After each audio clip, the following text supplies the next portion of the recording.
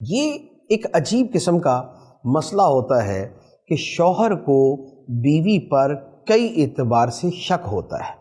اچھا، اس کی کئی نوعیت ہیں۔ ایک تو شرم و حیا کے معاملات ہیں، ایک تو وہ صورت ہے وہاں تو شوہر جو ہے اس کے تحفظ کی اور احتیاط کی پوری صورت کرے گا کہ جہاں پر شرم و حیا کے خلاف کوئی صورت جا سکتی ہے اور اس کا احتمال ہے تو وہاں پر وہ اپنی پوری ذمہ داری کا ثبوت دے گا اور اس حوالے سے کانشیس رہے گا۔ لیکن ایک ہے کہ بیوی کے اوپر یہ شک کرنا کہ بھائی اسے اس کے گھر والے پٹی پڑھاتے ہیں، اس کے ماں باپ اسے ورگلاتے ہیں، اس کے بہن بھائی میرے گھر میں فساد چاہتے ہیں، وہ اسے الٹی سیدھی باتیں سمجھاتے ہیں۔ اگر تو حقیقت ہو تو پھر تو یہ بات کہنے کی ہے، اور جو کرتا ہے وہ حرام کرتا ہے کہ بیوی کو شوہر کے خلاف بھڑکانا، یہ حرام ہے۔ لیکن اگر اس کا کوئی ثبوت نہیں ہے تو پھر بیوی کو یہ تانا دینا اور اس کے اوپر یہ گمان رکھنا، یہ بدگمانی کرنا کہ اسے جو ہے وہ اس کے گھر والے ورغلا رہے ہیں اور وہ اسے خراب کر رہے ہیں اور وہ میرے گھر کا ماحول خراب کرنا چاہتے ہیں، تو ایسی بدگمانی حرام ہے۔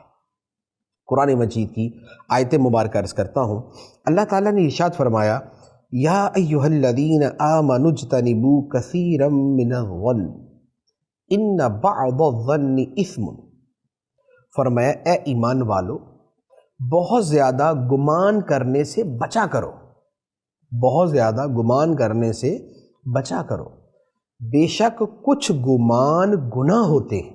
کہ جب بندہ اپنی دل و دماغ میں ایک مرتبہ بدگمانی بٹھا لیتا ہے تو ہوتا یہ ہے کہ پھر کچھ بھی ہوگا اس کا دماغ بدگمانی کی طرف جائے گا۔ بزرگان دین نے فرمایا ہے، فرمایا انما ینشأ الظن الخبیث من القلب الخبیث۔ فرمایا کہ یہ جو برے گمان ہوتے ہیں یہ برے دل سے نکلتے ہیں، یعنی کہ اصل پرابلم کیا ہے کہ دل خراب ہے، دل خبیث ہے، اس سے خبیث گمان نکلتا ہے۔ تو لہٰذا بدگمانیوں میں پڑنا نہیں چاہیے۔ بدگمانیوں جب بندہ پال لیتا ہے تو آپ یقین کریں کہ پھر وہی ہوتا ہے کہ بھی آٹا گوندتے ہلتی کیوں، پھر ہر شے میں کیڑے نکالنا یا کیڑے ڈالنا یہ بندے کی عادت بن جاتی ہے۔ ہر شے کے اندر اسے شک ہوتا ہے کہ یہ ایسا کیا تو پتہ نہیں اس لیے کیا ہوگا، یہ ویسا کیا تو پتہ نہیں اس لیے کیا ہوگا۔ تو یہ بدگمانیاں جو ہیں یہ خود انسان کے اپنے سکون کو تباہ کر دیتی ہیں، یہ اس کی اپنی زندگی کو اجیرن بنا دیتی ہے، یہ اس کے اپنے ذہنی سکون کو برباد کر دیتی ہے۔ تو لہذا اس کا آسان طریقہ یہ ہے کہ بھئی آپ آخری حد تک حسن ظن سے کام لیں، آپ اچھا گمان رکھیں۔ آپ یہ نہ سمجھیں کہ کوئی شخص اپنی بیٹی کا گھر تباہ کرنا چاہتا ہے، یا کوئی بھائی اپنی بہن کا گھر تباہ کرنا چاہتا ہے، یا بہنیں اپنی دوسری بہن کا گھر تباہ کرنا چاہتی، ایسا نہیں ہوتا۔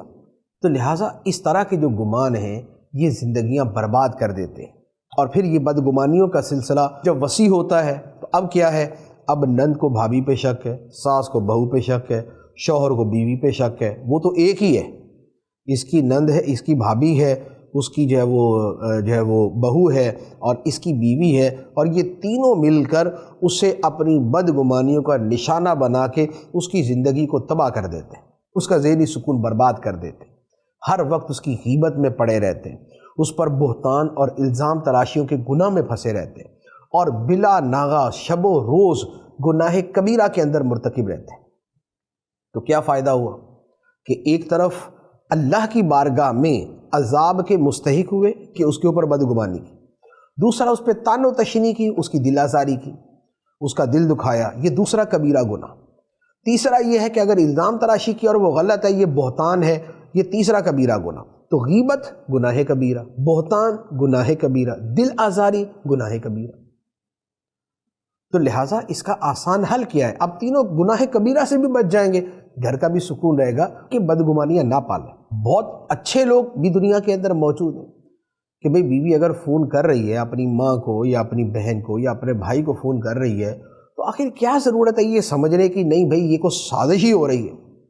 ایسا کون سا یہ عالمی مسئلہ چل رہا ہے کہ ہر وقت بیٹھ کے سازشی کرتے رہتے ہیں؟ یہ کون سا بیوی کا یا اس کے باپ کا ایجنسیوں سے تعلق ہے کہ جناب ان کی کوئی پلاننگ ہی چل رہی ہوتی؟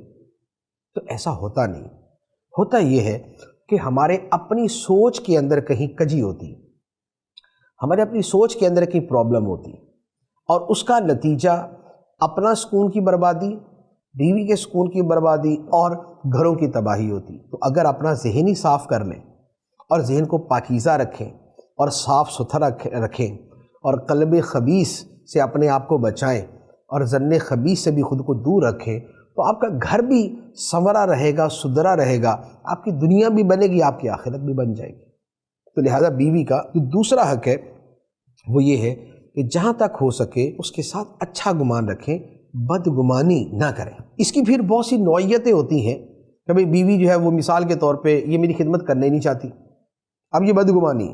اب بیوی کھانا بھی پکا رہی ہے، وہ برتن بھی دھو رہی ہے، وہ گھر کی صفائی بھی کر رہی ہے، وہ کپڑے بھی دھو رہی ہے، وہ گھر کے سارے کام بھی کر رہی ہے، لیکن پھر بھی دل و دماغ میں یہی بات بیٹھی ہوئی ہے کہ نہیں یہ میری خدمت کرنا نہیں چاہتی، یہ اوپر اوپر سے کرتی ہے. بھائی آپ کو اندر کی خبریں کہاں سے کہ اندر سے نہیں کر رہی، اوپر اوپر سے کر رہی. اوپر سے کر رہی ہے تو جو ہو رہا ہے اسی کو آپ لے لو. اسی طرح اور بہت ساری چیزیں ہوتی ہیں کہ نہیں یہ اس کا یہ جو رویہ ہے نا یہ اوپر سے ہے، اندر سے نہیں ہے. بھئی آپ کو اندر کا کیسے پتہ ہے؟ غیب کا علم تو نہیں ہے ہمیں. تو جب نہیں ہے تو پھر بدگمانی ہے تو حرام ہے. تو لہٰذا اپنے آپ کو ہر وقت کے گناہ میں ڈال کے رکھنا یہ کوئی معقول چیز نہیں.